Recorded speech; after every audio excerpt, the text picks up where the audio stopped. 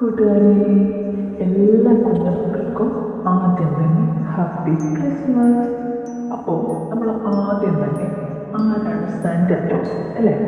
Santa Claus എന്ന story നമ്മൾ പറഞ്ഞു, അതെല്ലാവരും കേട്ടില്ലേ? അപ്പോൾ ഇഷ്ടപ്പെട്ടിട്ടുണ്ടെങ്കിൽ തീർച്ചയായിട്ടും ആ വീഡിയോയ്ക്ക് താഴെ കമൻറ്റ് ചെയ്യണം കേട്ടോ. ഇനി അതുപോലെ തന്നെ മറ്റൊരു കഥയാണ് ഇന്ന് ആൻറ്റി പറയുന്നത്.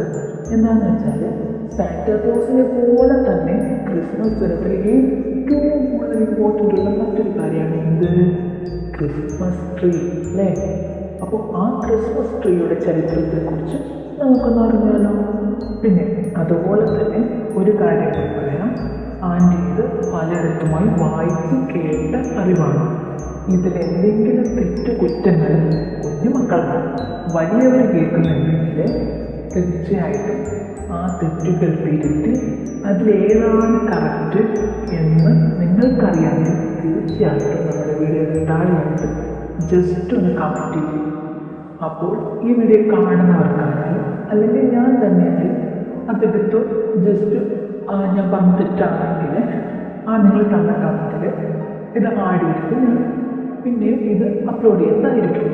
അപ്പോൾ എൻ്റെ കഥ കേൾക്കാൻ എല്ലാവരെയും ഞാൻ ക്ഷണിക്കുകയാണ്, നമ്മുടെ എല്ലാ മാലാഖ കുട്ടികളെയും ഞാൻ ക്ഷണിക്കുകയാണ്. അപ്പോൾ നമുക്ക് കഥ കേട്ടാലോ.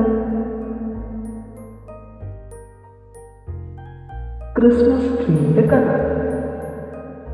പണ്ട് ക്രിസ്മസ് ട്രീ പറുദീസ വൃക്ഷം എന്നാണ് വിളിച്ചിരുന്നത്. ഈ ആചാരം തുടങ്ങിയത് ജർമ്മനിയാണ്.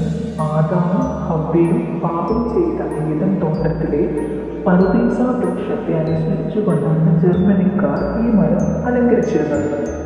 അവർ ഡിസംബർ 24 എന്ന് പറഞ്ഞാൽ ക്രിസ്മസ് ഈവിന് വൈകുന്നേരം മരങ്ങൾ ഉരുക്കി അതിൽ അപ്പങ്ങളും മെഴുകുതിരികളും അലങ്കാരമായി തൂക്കി ഇതോടൊപ്പം ക്രിസ്മസ് പിരമിഡുകളും ഒരുക്കിയിരുന്നു.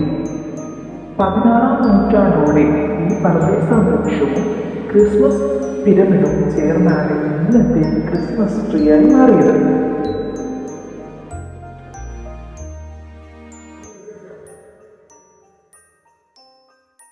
ഈ കഥ മാത്രമല്ല, ഇത് ആദ്യം വായിച്ച കഥകളിൽ ഒരു കഥ മാത്രമാണ്. ഇതേപോലെ തന്നെ വിശ്വസിക്കാവുന്ന മറ്റൊരു കഥയും കൂടി ഉണ്ട്. ആ കഥയൊന്നും കേട്ടാലോ? പക്ഷേ അത് ഈ വീഡിയോയിലല്ല, അടുത്ത വീഡിയോയിലാണ് ആൻറ്റിയുടെ ഇടാൻ പോകുന്നത്. അപ്പോൾ എന്താ ചെയ്യേണ്ടത്?